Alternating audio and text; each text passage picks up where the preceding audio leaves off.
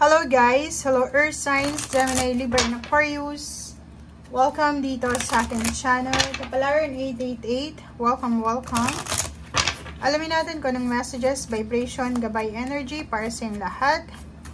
General reading to guys, so weekend reading para sa lahat ng Air Signs, Gemini, Libra, and Aquarius. I hope na makuha mo ang energy. Okay, first card natin, nourish your body with high vibing energy. And step out of your comfort zone and try something new. Kumuha pa tayo ng isa. Okay, air signs. Ang nakikita ko sa'yo dito, isa lang yung mensahe mo. Tingnan mo. Kita mo ba? Etong first card na to is, kailangan mo daw na alagaan ang sarili mo. With high vibing energy.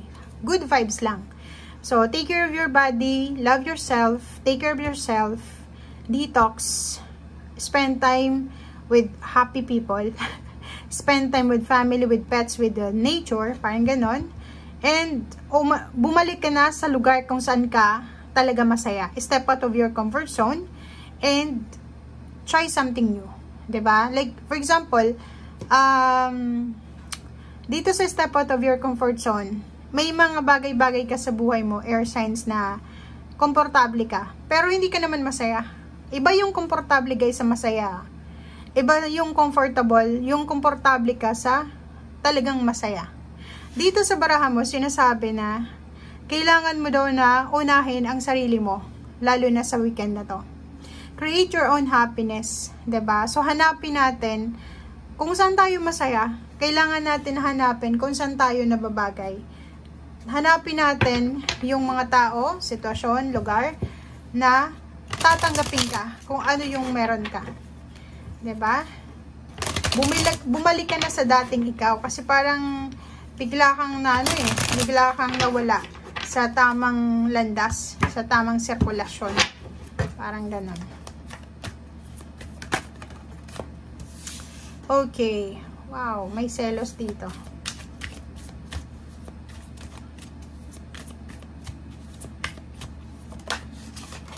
Okay, contract.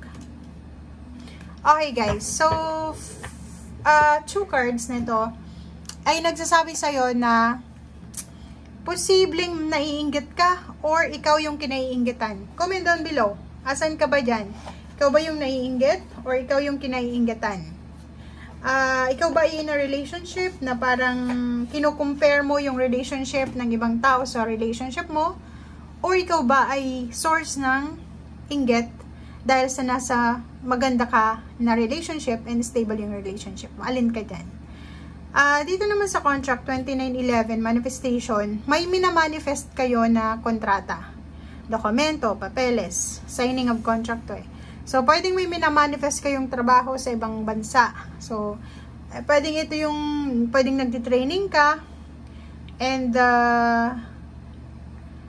hinihintay mo to, 'di ba? Hinihintay mo na matapos yung training mo para makapagsimula ka na, makuha mo yung diploma mo, makuha yung ano bang tawag dito?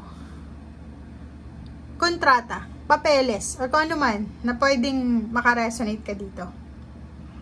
Pwedeng yung iba din sa inyo ay ikakasal. Pwedeng yung iba sa inyo may renewal ng contract sa work. Pwedeng yung iba is lilipat ng bahay, pipirma ng rent, parang ganon, or leasing contract, parang ganon. So comment down below.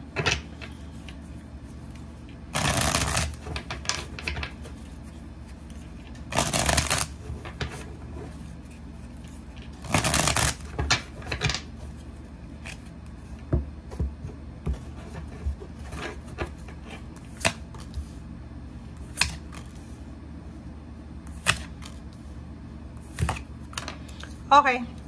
Alam niyo yung baraha nyo, similar siya sa mga ibang zodiac sign.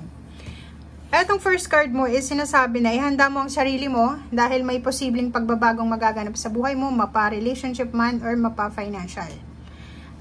Siguro ang tagal mo nang naghihintay dito. Siguro 3 months ka nang nag-training or siguro 3 years ka nang naghihintay. So pwedeng eto na yung kasal or eto na yung kontrata sa trabaho mo or pwedeng sa bahay to.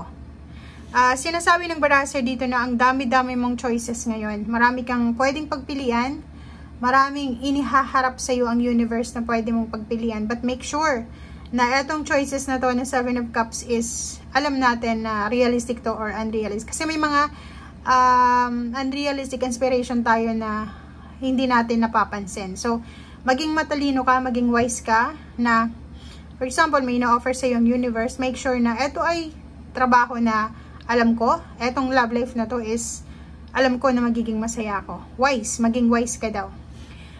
Dito naman, so sabi ko nga sa'yo dito, may nagtitraining, may magtatapos ng training, may magsisimula, meron ditong business, may magsisimula ng business, may posibleng may tutulong sa kanya para makapasok sa trabaho, may tutulong sa kanya para i-recommenda siya sa isang company or sa isang business.